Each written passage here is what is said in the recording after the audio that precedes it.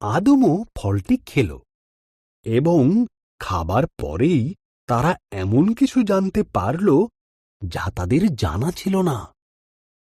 বিষয় তারা জানতে পারল যে তারা উলঙ্গ ছিল।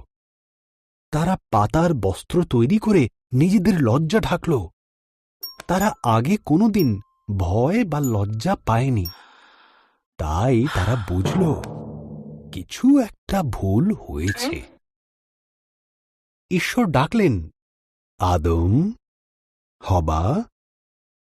আদম উত্তর দিল, আমরা লুকিয়ে আছি, আমরা উলঙ্গ। ঈশ্বর দীর্ঘশ্বাস ফেলে বললেন, তোমরা ওই গাছের থেকে ফল খেয়েছ, তাই তোমরা জানো। তখন আদম হবাকে দোষ দিল, আর হবা সাপকে দোষ দিল।